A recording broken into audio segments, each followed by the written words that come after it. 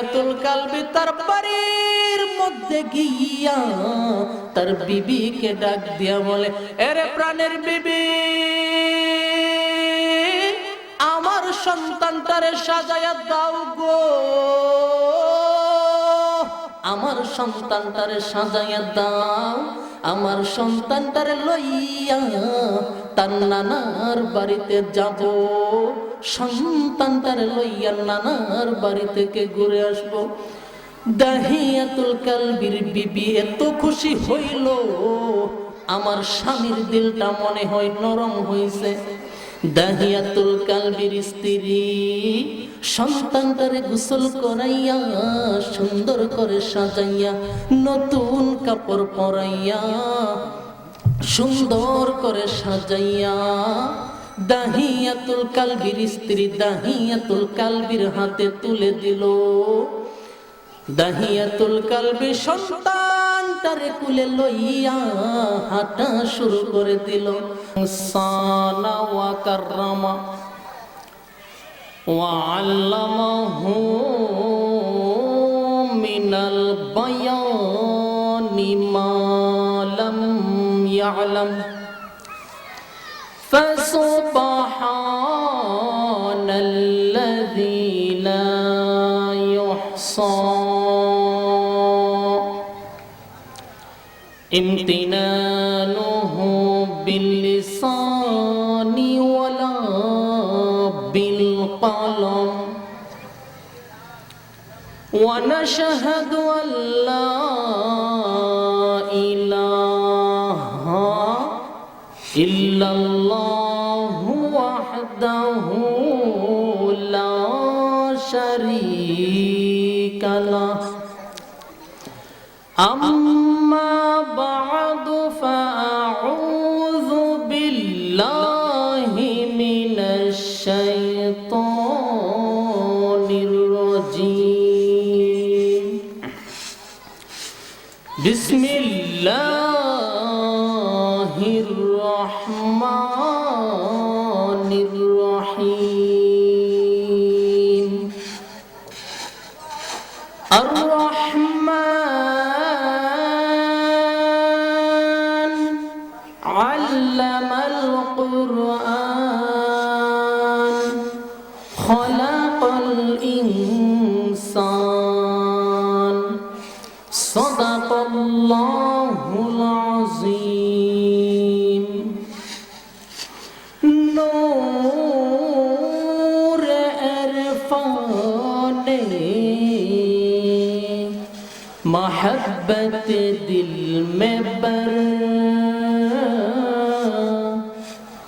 दोनों आलम से हमें करीब खबर जलन तूने दी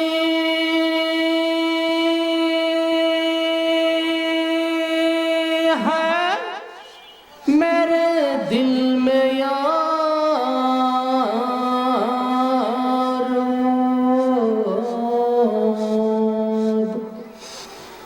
जलन की दवा अब फिला दे खुदाया सारे दुनिया तोय के आमाए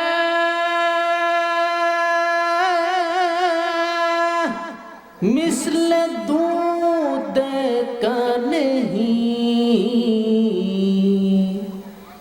तेरी मानद खूबसूरत चांद भी होता नहीं बलगल औला बिकमालिही कशफत दुजा बिजमालिही हसनत जमीउ खिसालिही सल्लु अलैहि व आलिही मदीना मदीना मदीना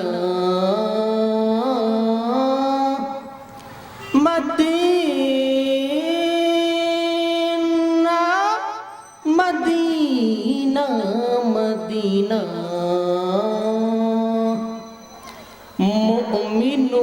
की गुनगुना है दीदारे मदीना आशिकों की तमन्ना है बलगल उला बिकमालिही कशफत दुजा बिजमालिही हसनत जमीउ खिसालिही सल्लु अलैहि व आलिही। हजर में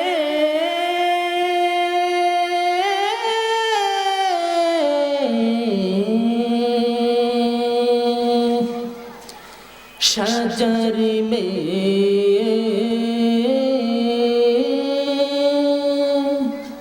तेरे रंग बू है जिधर देखता हूँ मौला उधर तू ही तू है। ला इलाहा इल्लल्लाह ओ ला इलाहा इल्लल्लाह ला इलाहा इल्लल्लाह ला इलाहा इल्लल्लाह मुहम्मदुर रसूलुल्लाह सल्लल्लाहु अलैहि वसल्लम।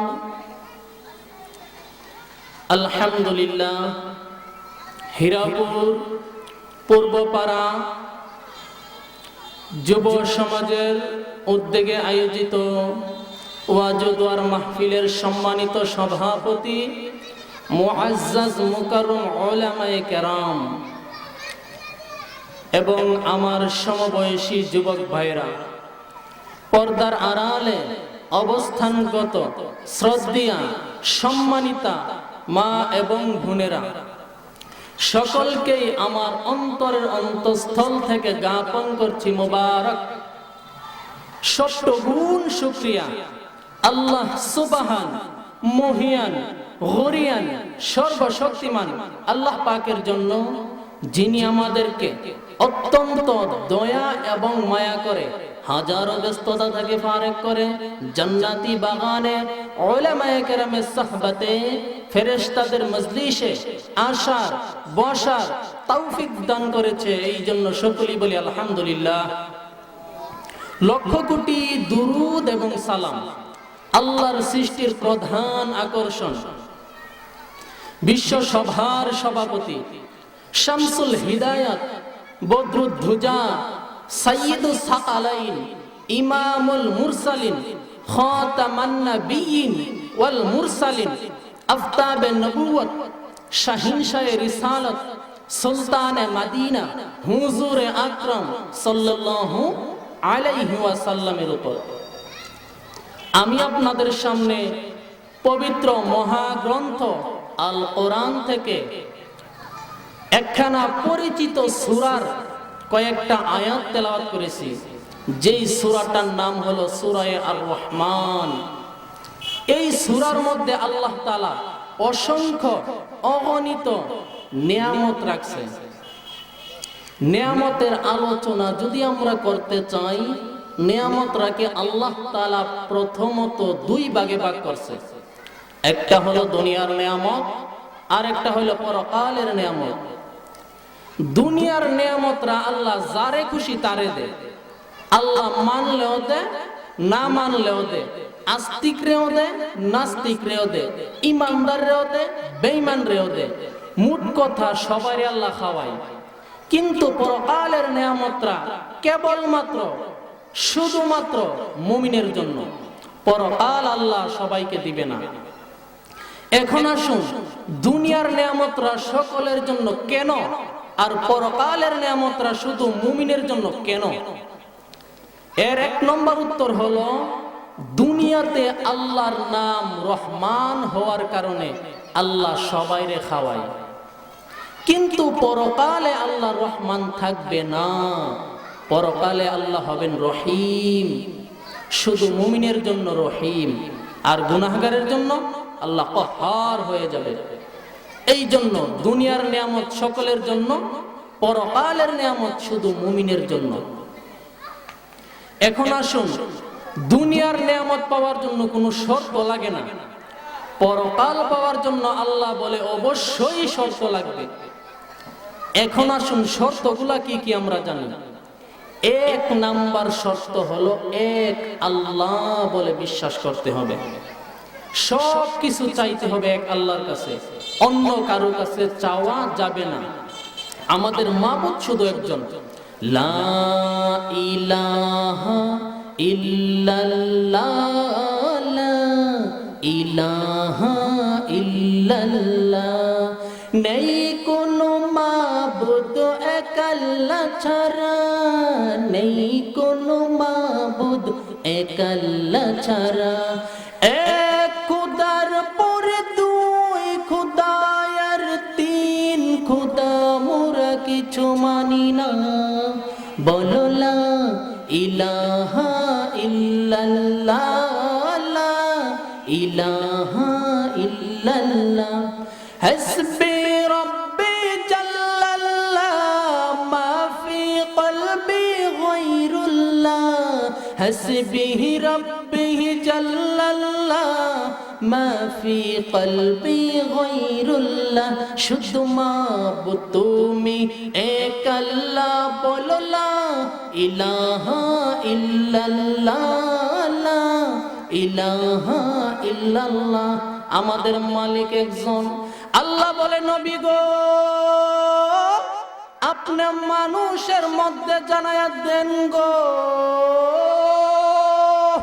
আপনার জীবন আপনার মরণ সব কিছু কার জন্য। ইন্না সালাতি ওয়া নুসুকি ওয়া মাহইয়ায়া ওয়া মামাতি, ইন্না সালাতি ওয়া নুসুকি ওয়া মাহইয়ায়া ওয়া মামাতি লিল্লাহি রাব্বিল আলামিন, লিল্লাহি রাব্বিল আলামিন, লিল্লাহি রাব্বিল আলামিন। ইন্না সালাতি ওয়া নুসুকি ওয়া মাহইয়ায়া ওয়া মামাতি, ইন্না সালাতি ওয়া নুসুকি ওয়া মাহইয়ায়া ওয়া মামাতি লিল্লাহি রাব্বিল আলামিন, লিল্লাহি রাব্বিল আলামিন। আমাদের মালিক একজন, একজনার গোলামি করতে হবে। গোলামি বিভিন্ন জায়গায় বিভিন্ন জনের চলবে না। এই জন্য আল্লাহ বলে, নবী গো, আপনিও মানুষদেরকে জানায়া দেন আপনার জীবন আপনার মরণ সব কিছু কার জন্য। আল্লাহর নবীও জানাই দিলেন এক আল্লাহর জন্য। এ ভাই, এই ইয়াকিন আর বিশ্বাস লইয়া যদি কবরে যাইতে পারো, আল্লাহ বলে জান্নাতে যাবার জন্য এটাই হলো এক নাম্বার শর্ত। দুনিয়াটা শর্ত ছাড়াই তোমাদেরকে দিয়া দিলাম, কিন্তু স্পেশাল ভিআইপি পারসন শর্ত ছাড়া জান্নাতে ঢোকা যাবে না। কিন্তু আল্লাহর সাথে শিরিক করা যাবে না। শিরিক গুনাহটা যে আমার মালিক পছন্দ করে না। আর যত গুনাহ হোক না কেন, আমার আল্লাহর কাছে মাপ চাইলে আমার আল্লাহ মাপ করে দিবেন। এ ভাই, কত বড় গুনাহ করছেন গো আপনি, তো দাহিয়াতুল কালবির মতো গুনাহ করেন নাই। আপনি তো দাহিয়াতুল কালবির মতো এত বড় গুনাহ করেন নাই। দাহিয়াতুল কালবি নিজের জীবিত কন্যা সন্তানগুলিকে চাপা মাটি দিছে মাটির নিচে। এত বড় নিকৃষ্ট কাজ করার পরেও দাহিয়াতুল কালবির জিন্দেগির গুনাহ আমার আল্লাহ মাফ করে দিছে কালিমার বরকতে। আর তুমি আর আমি চাইলে মাফ করব নি, চাওয়ার মতো চাইতে হবে আল্লাহর কাছে। এ ভাই, দাহিয়াতুল কালবির কালিমা পড়ায়া দিলেন আমার আল্লাহর পয়গম্বর। কালিমা পড়ার পর দাহিয়াতুল কালবির গাল বেবে পানি পড়ে। আমার নবী ডাক দিয়া বলে, দাহিয়া রে, তোরে কিন্তু আমি জোর কইরা কালিমা পড়াই নাই রে, তোরে কিন্তু আমি জোর কইরা ঈমান আনাই নাই। তুই স্বেচ্ছায় কালিমা পড়ছস, কালিমা পড়ার পর এখন কেন এইভাবে কান্দস? তোর কান্নার কারণ কি? দাহিয়াতুল কালবি ডাক দিয়া বলে, নবী গো, আমার কান্নার কারণ হলো আমি জীবনে যেই গুনাহ করছি, এত বড় গুনাহ আমার আল্লাহ মাফ করবনি।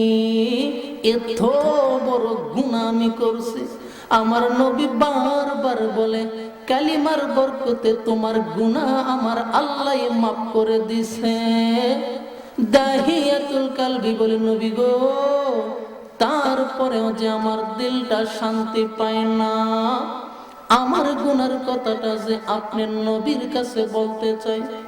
আল্লাহর নবী বলে, ঠিক আছে, তোমার গুনাহের বর্ণনা দাও, কি এমন গুনাহ করেছো? দাহিয়াতুল কালবি বলে, নবী গো,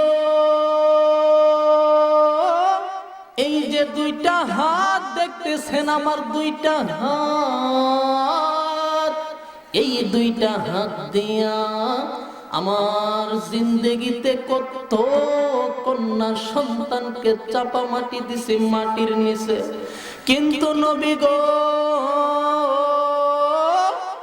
আমার কোনোদিন মায়া লাগে না,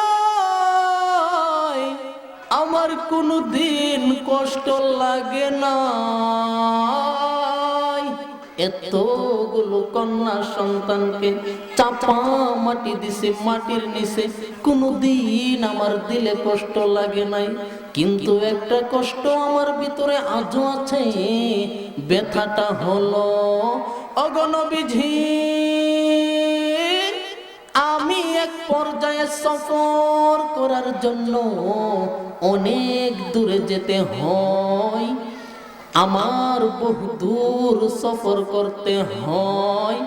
আমার বিবির গর্ভের মধ্যে এই সময় আমার বাচ্চা ছিল।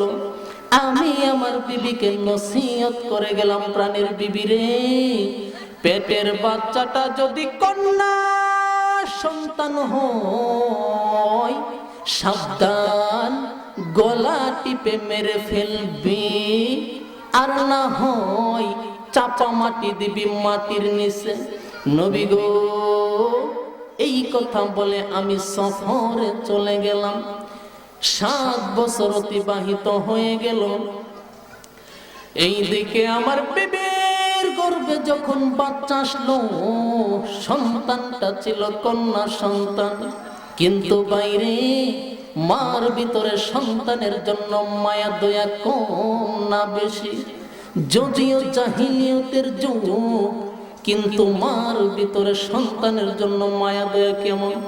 অনেক বেশি। এ ভাই, মা তার সন্তানটারে চাপা মাটি দিতে পারলো না, মা তার সন্তানটারে লালন পালন করা শুরু করে দিল। 7 বছরে বাচ্চাটা অনেক বড়ই হয়ে গেল।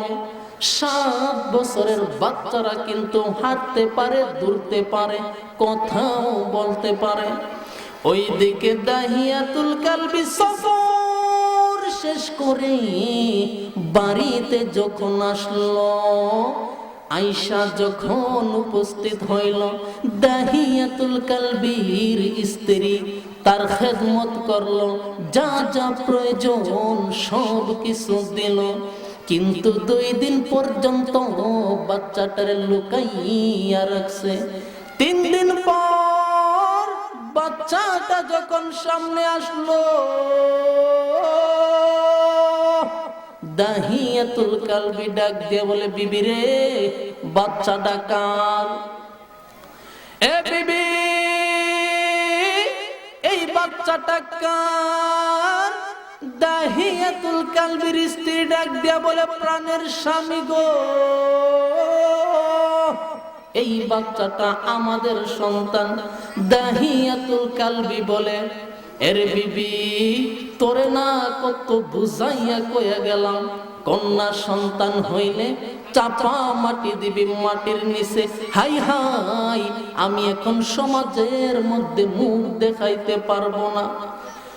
এ ভাই, ওই সময়ে জাহিলিয়তের যুগে কন্যা সন্তানের কোনো দাম ছিল না, কন্যা সন্তানের কোনো সম্মান ছিল না। মহিলাদের সম্মান ইসলাম আসার পরে হয়েছে, এর আগে মহিলাদের কোনো সম্মান ছিল না। আজকে যারা সমান অধিকারের স্লোগান দেয়, বলে ইসলাম নাকি নারীর সম্মান দেই না, সমান অধিকারের স্লোগান যারা দেয়, ওই নাস্তিক আর মুরতাদ রামবামদের দালালগুলি মহিলাদেরকে পর্দা থেকে এনে বুক করতে চায়। এটাই তাদের উদ্দেশ্য, আর কিছু না। না হয় ইসলাম নারীকে যেই মর্যাদা দিয়েছে, কোন ধর্মে নারীকে এত মর্যাদা দেই নাই। ইসলাম নারীকে সম্পূর্ণ মর্যাদা দিয়েছে। এ ভাই, দাহিয়াতুল কালবি বলে, নবী গো, আমার এত রাগ উঠেছিল আমার বিবির প্রতি, এত রাগ। এরে বিবি, তোরে না কত বুঝাইয়া কয়ে গেলাম, কন্যা সন্তান হইলে চাপা মাটি দিবি মাটির নিচে। হাই হাই, আমি সমাজের মধ্যে মুখ দেখাইতে পারবো না, মানুষ আমাকে অপমান করবে, লাঞ্ছনা দিবে। দাহিয়াতুল কালবির বিবি বলে, প্রাণের স্বামী রে, এই সন্তানটারে এই জন্য মারি নাই, এক তো হইল মা, আমি তো পারবো না। 2 নম্বর হলো এই সন্তানের চোখ, সন্তানের নাক, সন্তানের চেহারা আপনার মতো দেখতে। দেখেন না, পূর্ণিমার চাঁদের মতো ফুটফুটে একটা কন্যা সন্তান। ও স্বামী, এই সন্তানটারে আপনি মাইরেন না গো, এই সন্তানটা আমাদের অনেক ভালো লাগে, দেখছেন নি? যে দেখে তারে কোলে নিতে চাই। আমাদের সন্তানটা অনেক সুন্দর সন্তান, এই সন্তানটারে আপনি মাইরেন না। এ ভাই, এই কথা বলার পর দাহিয়াতুল কালবির দিলটা একটু নরম হইল। এবার সন্তান যখন আব্বু আব্বু বলে ডাক দেয়, দাহিয়াতুল কালবির দিলটা নরম হইতে লাগলো। বাইরে বলুন না, সন্তান যদি আব্বু আব্বু বলে ডাকে, পিতার দিলটা নরম হয়নি, দাহিয়াতুল কালবির দিলটাও নরম হয়ে গেল। বাচ্চাকে আদর করা শুরু করে দিল। এবার কিছুদিন যখন চলে গেল, দাহিয়াতুল কালবি দোকানের মধ্যে যায়, বাজারের মধ্যে যায়, মানুষ তারে বিভিন্ন ধরনের গালমন্দ করে। এই বেচারা, তুই তো কন্যা সন্তানের বাবা, তুই আমাদের সমাজের মধ্যে লাঞ্ছিত, অপমানিত, বিভিন্ন ধরনের গালমন্দ করে। আবার যখন বাড়িতে আসে, সন্তান যখন আব্বু আব্বু বলে ডাক দেয়, দাহিয়াতুল কালবির দিলটা আবার নরম হয়ে যায়। আবার যখন পরদিন বাজারে যাই, দোকানে পাটে যাই, মানুষ তারে বলে, এই বেচারা, তুই তো কন্যা সন্তানের বাবা, আমাদের সমাজ থেকে তুই লাঞ্ছিত, তুই আমাদের সমাজ থেকে অপমানিত, তোরে আমরা সমাজের মধ্যে গোনার ধরি না। দাহিয়াতুল কালবি বলেন, না, এই অপমান নিয়ে বাঁচা যাবে না, মেয়েটাকে মেরে ফেলতে হবে। কিভাবে মারবো? আমার বিবি দেখলে তো বিবি ও মাহিয়াতুল কালবি তার বাড়ির মধ্যে গিয়া তার বিবিকে ডাক দিয়া বলে, এরে প্রাণের বিবি, আমার সন্তানটারে সাজায়া দাও গো, আমার সন্তানটারে সাজায়া দাও, আমার সন্তানটারে লইয়া তার নানার বাড়িতে যাব, সন্তানটারে লইয়া নানার বাড়ি থেকে ঘুরে আসবো। দাহিয়াতুল কালবির বিবি এত খুশি হইল, আমার স্বামীর দিলটা মনে হয় নরম হইছে। দাহিয়াতুল কালবির স্ত্রী সন্তানটারে গোসল করাইয়া সুন্দর করে সাজাইয়া নতুন কাপড় পরাইয়া সুন্দর করে সাজাইয়া দাহিয়াতুল কালবির স্ত্রী দাহিয়াতুল কালবির হাতে তুলে দিল। দাহিয়াতুল কালবি সন্তানটারে কুলে লইয়া হাঁটা শুরু করে দিল। যত দূর দেখা যায় তার বিবি পিছন দিক থেকে তাকায়া রইছে। হঠাৎ করে দাহিয়াতুল কালবির স্ত্রীকে আর দেখা যায় না। এবার দাহিয়াতুল কালবি সন্তানটারে কুল থেকে নামাইয়া হাঁটাইয়া হাঁটাইয়া লইয়া যায়। বহু দূর যাওয়ার পরে দাহিয়াতুল কালবির সন্তানটা ডাক দিয়া বলে, বাবা গো,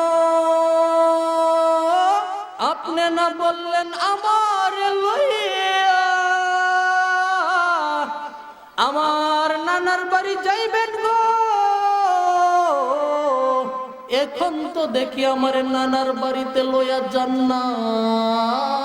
বাবা গো, আমি আমার নানার বাড়ির রাস্তা চিনি, আমার মার সঙ্গে কয়েকবার আমার নানার বাড়িতে গিয়েছি, এইটা তো আমার নানার বাড়ির রাস্তা নয় গো আব্বা, এইটা তো আমার নানার বাড়ির রাস্তা না।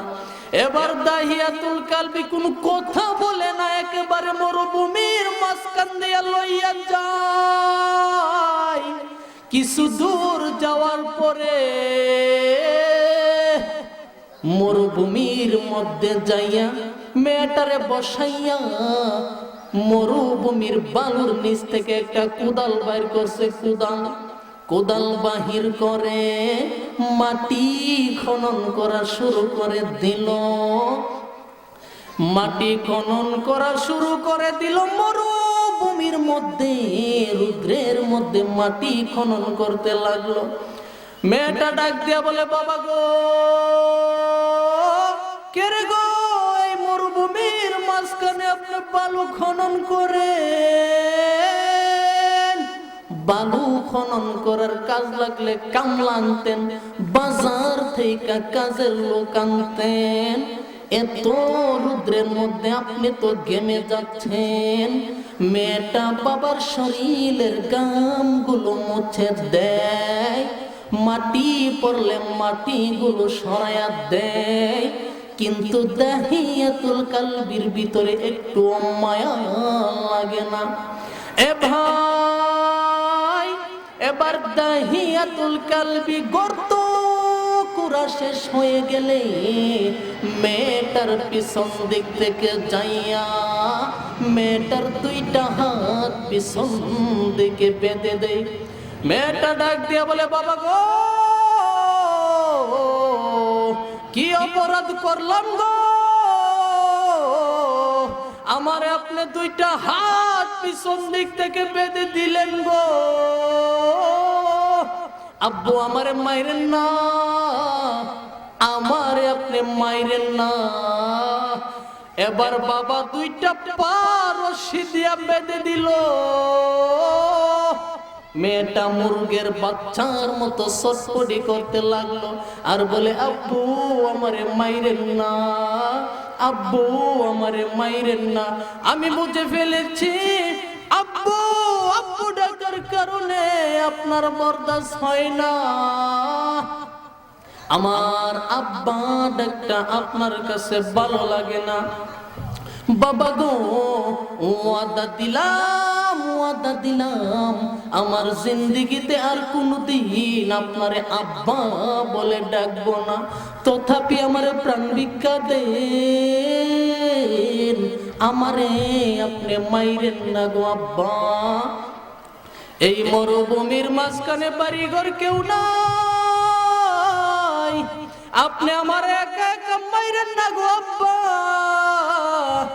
আমার মা শুনলে পাগলের মতো হয়ে যাবে গো আব্বা, মাইরেন না, আমার আপনি মাইরেন না। দাহিয়াতুল কালবি বলে, নবী গো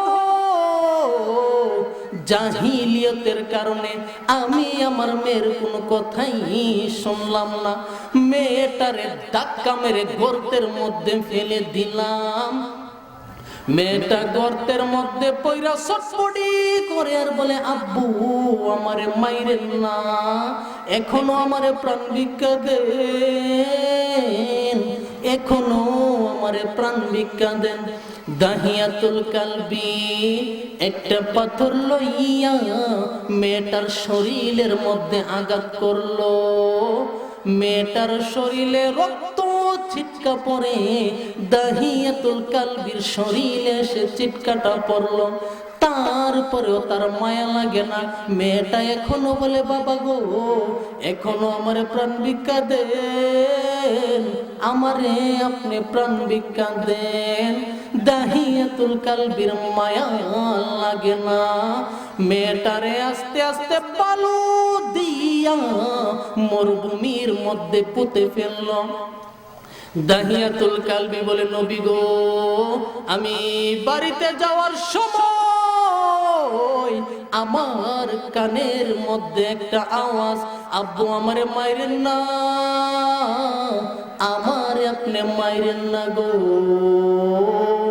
নবী গো আমি যখন বাড়িতে চলে গেলাম, আমার কোলের মধ্যে যখন আমার সন্তানটারে দেখা যায় না, আমার বিবিটা পাগলের মতো হয়ে গেল, আমার বিবিটা মাটির মধ্যে গইরায় আর কান্দে, বলে, প্রাণের স্বামী গো আমার সন্তানটারে আপনি মেরে ফেলেছেন, আমার সন্তানটারে আপনি মেরে ফেলেছেন। ওগো প্রাণের স্বামী, আমার সন্তানটারে আপনি কোথায় মারলেন গো, কোথায় মারলেন, কোথায় মারলেন?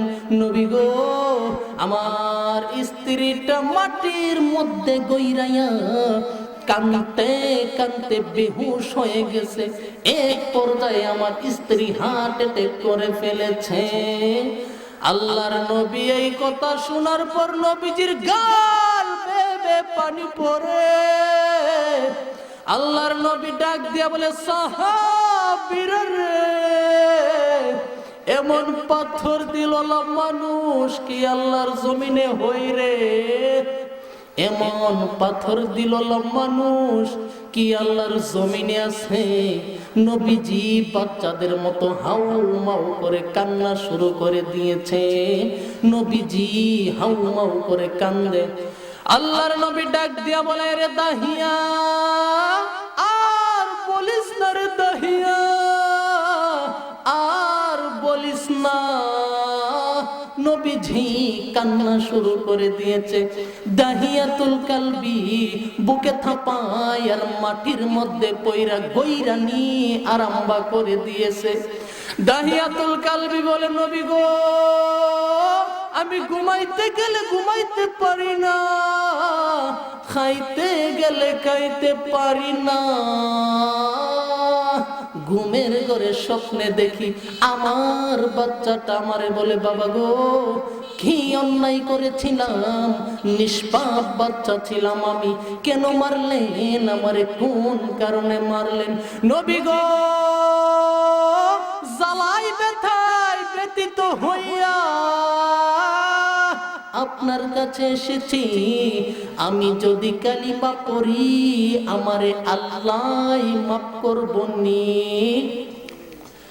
এ ভাই যেই কথাটা বুঝাইতে চাইছিলাম গো,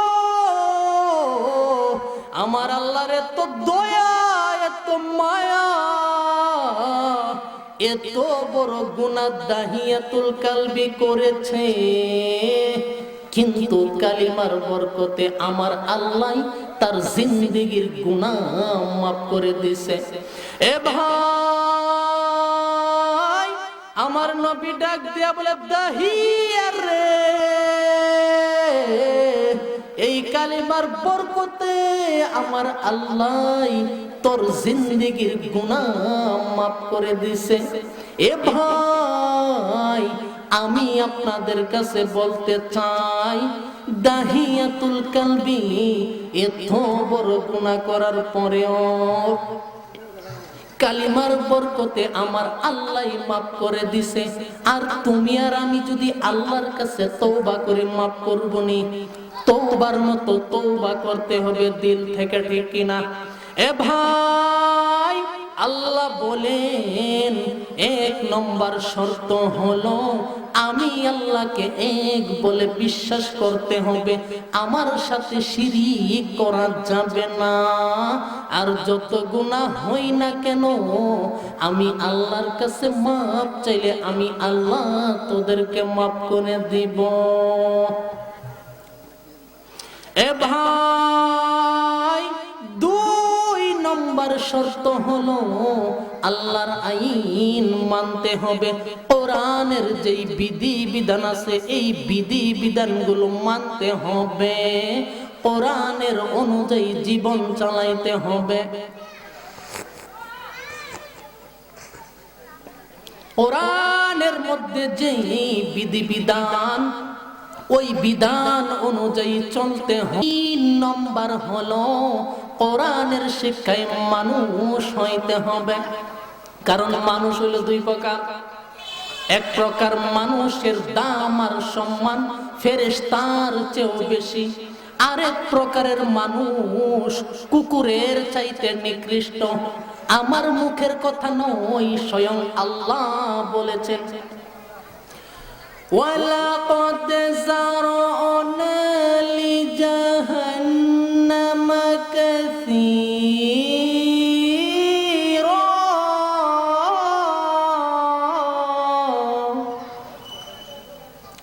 وَلَقَدْ زَرَعْنَا لِجَهَنَّمَ كَثِيرًا مِنَ الْجِنِّ وَالْإِنسِ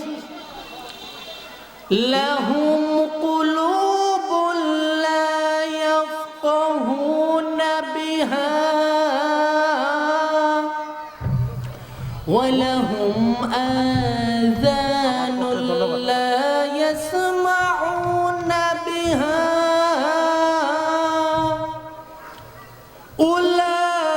أولئك كالأنعام بل هم عضل وأولئك هم الغافلون।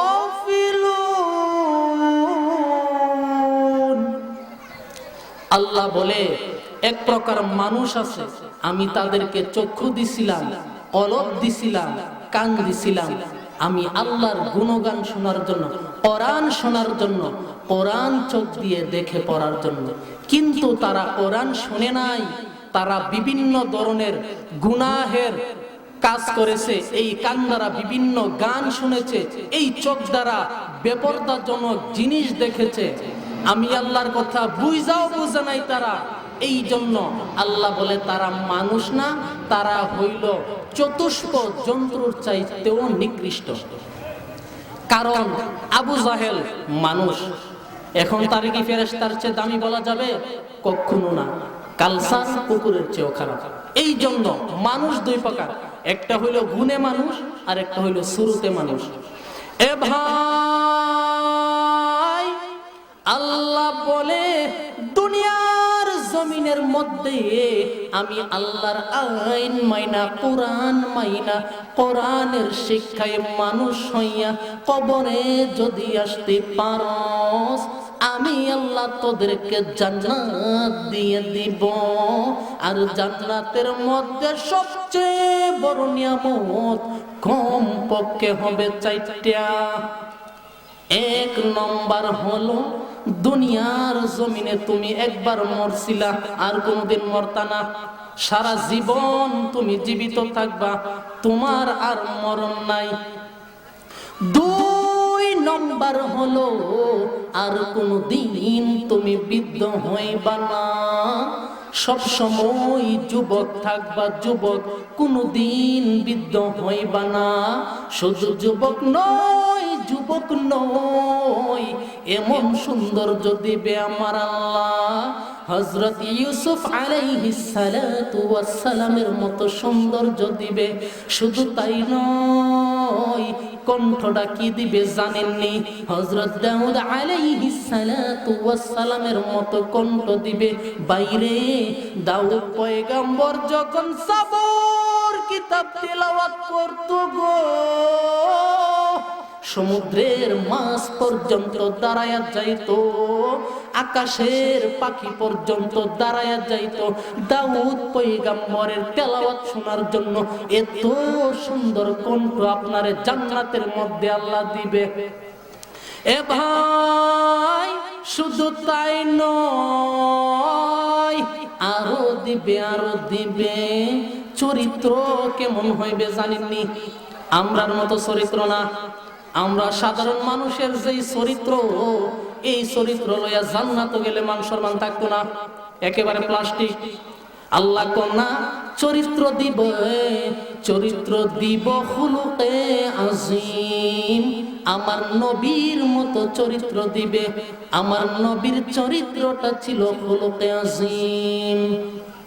ওয়া ইন্নাকা লাআলা খুলুকিন আজিম।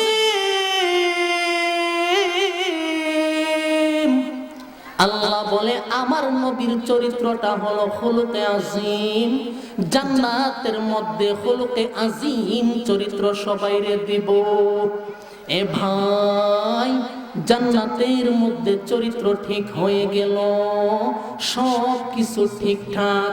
এবার আল্লাহ বলে দুনিয়ার জমিনে তোদের ইচ্ছা ছিল বাড়ি চাস, গাড়ি চাস, নারী চাস, ক্ষমতা চাস, সবগুলো দিয়া দিলাম।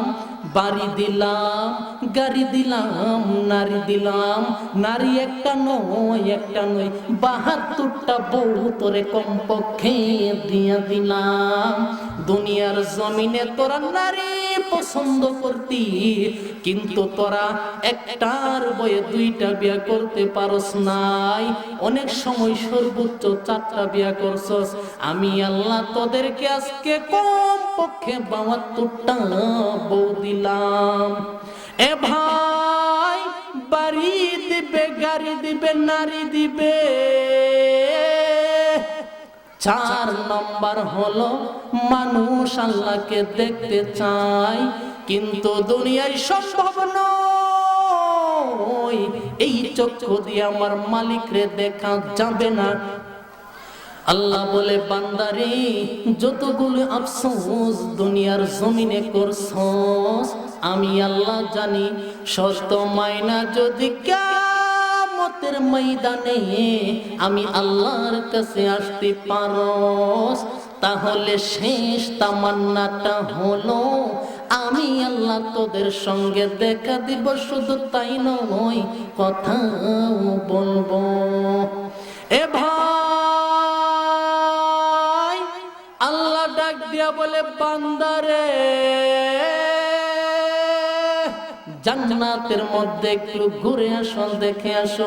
মানুষগুলো জান্নাতের মধ্যে ঘুরবে, দেখবে, আনন্দে লাফাইতে থাকবে। বাড়ি দিবে, গাড়ি দিবে, নারী দিবে, অট্টালিকা দিবে, কোনো জিনিসের অভাব নাই, কোনো জিনিসের অভাব নাই।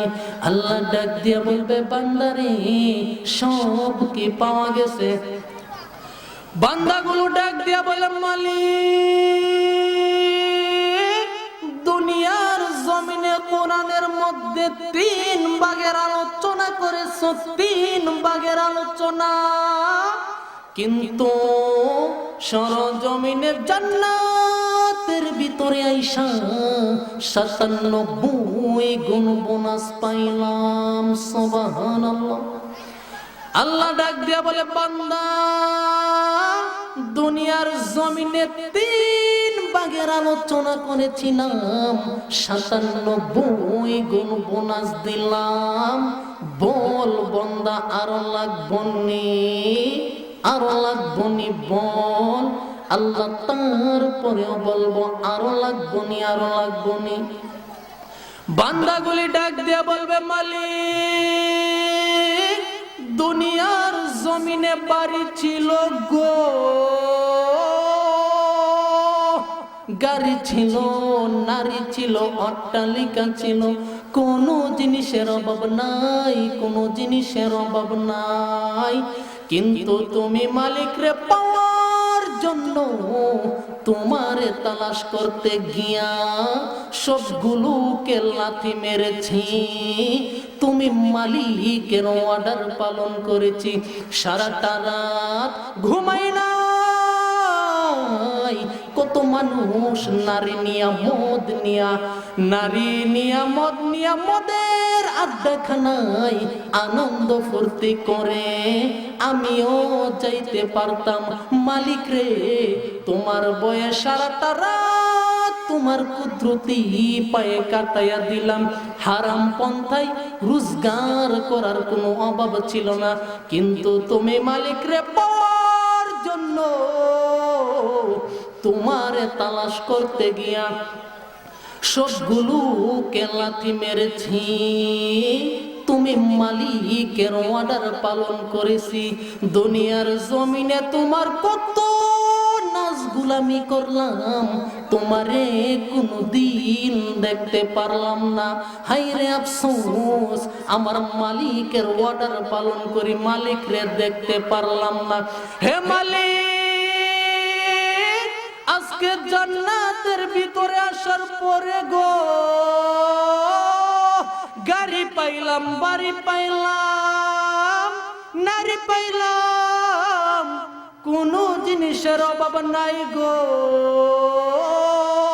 কোনো জিনিসের অভাব নাই। কিন্তু জান্নাতের মধ্যে ঘুরে ঘুরে দেখলাম কোথাও তো আমার মালিক রে পাওয়া যায় না, দুনিয়াতেও নাই, আল্লাহ জান্নাতের ভিতরেও আমার মালিক রে পাওয়া যায় না। হায়রে আফসোস, আমার মালিকের অর্ডার পালন করি, মালিক রে দেখতে পারলাম না। আজকে একটা দরখাস্ত তোমার কাছে, জান্নাত চাই না, বাড়ি গাড়ি চাই না, মালিক রে যার গোলামি করছিলাম তারে চাই, আল্লাহ তারে চাই। তোমারে যদি না পাই গো, এই জান্নাতের প্রয়োজন নাই, বাড়ির প্রয়োজন নাই, গাড়ির প্রয়োজন নাই। একটা বার তুমি মালিক রে দেখায়া দাও, তোমার দিদার দেখতে চাই, তোমার দিদার দেখতে চাই গো। আল্লাহ ডাক দিয়া বলে, বান্দা দরখাস্ত মঞ্জুর হয়ে গেল। দুনিয়ার জমিনে বলেছিলাম জান্নাতের মধ্যে আমার বান্দা যা চাইবে আমি আল্লাহ তা দিব।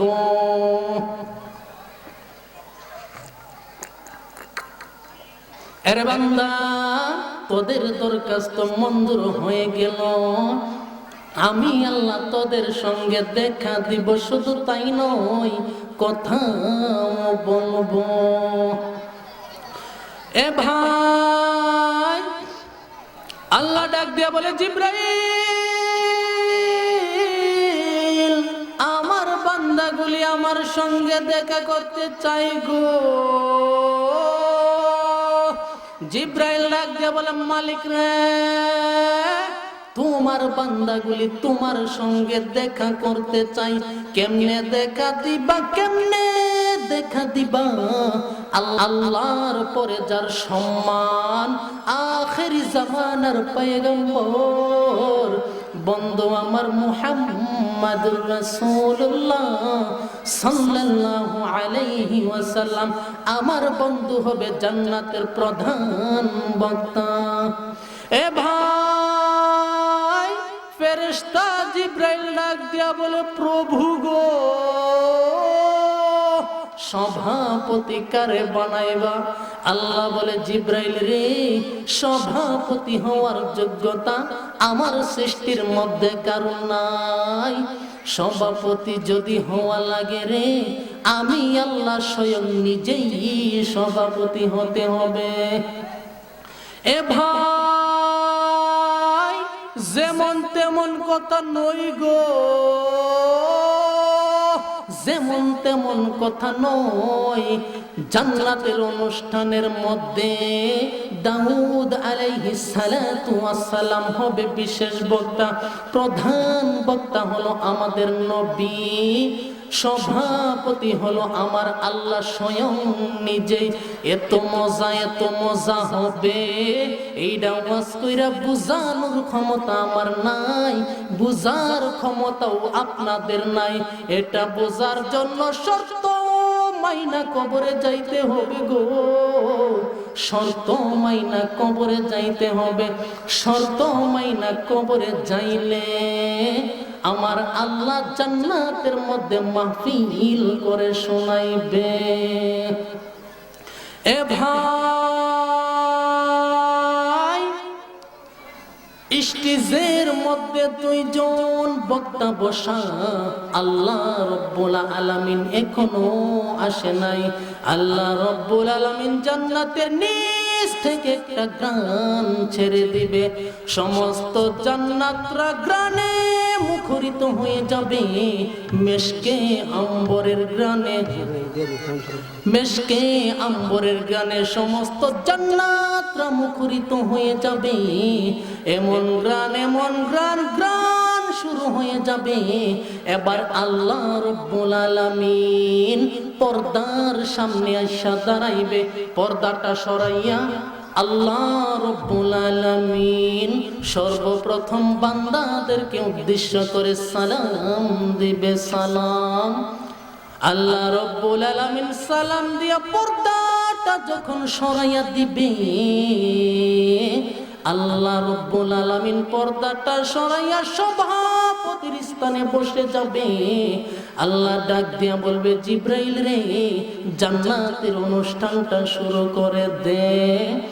জিব্রাইল ডাক দিয়া বলে, বিশেষ বক্তা কই গো?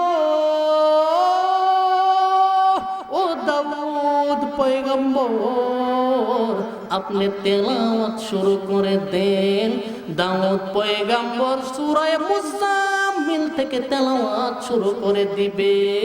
মানুষগুলো জান্নাতের মধ্যে লাফাইতে থাকবে, লাফাইতে লাফাইতে মানুষগুলা পাগল হয়ে যাবে আর বলবে, এত মজা, এত মজা, এত মজা লাগে গো।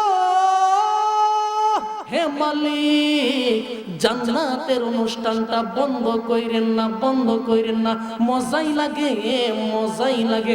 আল্লাহ ডাক দিয়া বলবে, বান্দা থাম, থাম, বান্দা থাম, বান্দা লাফাইস না, এর চেয়ে আরো মজা আছে। বিশেষ বক্তার তেলাওয়াত শুনে পাগল হয়ে গেলি, প্রধান বক্তা এখনো তেলাওয়াত করে নাই। আমার বন্ধু প্রধান বক্তা হিসাবে তেলাওয়াত করবে। এবার আল্লাহ রব্বুল আলামিন আমার নবীর তেলাওয়াত শুরু করিয়া দিবে। আমার নবী সূরা ইয়াসিন থেকে তেলাওয়াত শুরু করে দিবে। এমন মজার তেলাওয়াত, জান্নাতীরা হেলতে থাকবে, দুলতে থাকবে, আনন্দে লাফাইতে থাকবে আর বলবে, এত মজা, এত মজা, এত মজা লাগে গো। হে মালিক, জান্নাতের অনুষ্ঠানটা বন্ধ কইরেন না, মজাই লাগে, মজাই লাগে। আল্লাহ ডাক দিয়া বলে, বান্দারে, সারাটা জীবন আমি আল্লাহর দেওয়াটাই শুনলি, আজকে আমি আল্লাহ নিজে তেলাওয়াত কইরা শুনাইব, তোরা কি শুনবি? এ ভাই, আল্লাহ রব্বুল আলামিন সূরা আর রহমান থেকে তেলাওয়াত শুরু করে দিবে। আমরা যেইভাবে পড়ি আল্লাহ সেইভাবে পড়বে না, আমরা পড়ি আর রহমান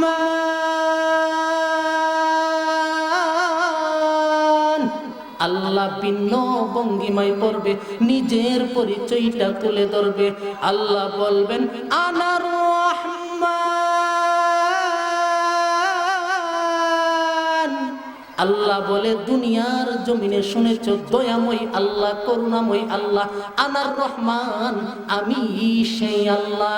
এ ভাই, আল্লাহ তেলাওয়াত করতে থাকবে, তেলাওয়াত করতে থাকবে। একদিন দুই দিন নয়, এক মাস দুই মাস নয়, 1000 2000 বছর নয়, লক্ষ লক্ষ বছর চলে যাবে গো। আল্লাহর তেলাওয়াতের মাঝখান দিয়া মানুষগুলোর অবস্থা এখন জাগাত নাই। মানুষগুলো হেলতে থাকবে, দুলতে থাকবে, জান্নাতরা হেলতে থাকবে, দুলতে থাকবে, সমস্ত ফেরেশতারা হেলতে থাকবে, দুলতে থাকবে, আর বলবে এত মজা, এত মজা, এত মজা লাগে গো হে মালিক, জান্নাতের অনুষ্ঠানটা বন্ধ কইরেন না, মজাই লাগে, মজাই লাগে। এই কথা বলার পরে জান্নাত থেকে হুরু গিলমান আয়েশা বলবে মালিক রে, জান্নাতের অনুষ্ঠানটা শেষ করে দেন, আমাদের স্বামী গুলারে ফিরাইয়া দেন। আল্লাহ রব্বুল আলামিন দিদার সরাইয়া দিবে, সমস্ত মানুষের হুঁশ আসা শুরু করবে, প্রত্যেকেই যার যার কামরার মধ্যে চলে যাবে। গিয়ে দেখবে 72টা বউ 72টা ফুলের মালা লয়া দাঁড়ায় আছে। আপনি জিজ্ঞাসা করবেন প্রাণের বিবি রে, এই ঘরের মালিকও আমি, তোমার মালিকও আমি, এমন ভাবে তাকাইলা যেন চিনো নাই গো। স্ত্রী উত্তর দিয়া বলবে প্রাণের স্বামী রে, খুব ভালো কইরা আপনারে চিনছি, এমন ভাবে তাকাইলাম কেন জানেননি, আগে যা সুন্দর ছিলেন গো, আল্লাহর নূরের তাজাল্লি পড়ার কারণে এর চেয়ে 1000 গুণ সৌন্দর্য আমার আল্লাহ বাড়ায়া দিছে। সুবহানাল্লাহ। এই জান্নাতের মধ্যে যদি যেতে চান, আল্লাহর হুকুম দুনিয়ার জমিনে মানতে হবে। আল্লাহ রাব্বুল আলামিন আমাদের সকলকে জান্নাতে যাওয়ার তৌফিক দান করুক। সকলেই বলে আমিন। ওয়া আখির দিওয়ানা আনিল হামদুলিল্লাহি রাব্বিল আলামিন।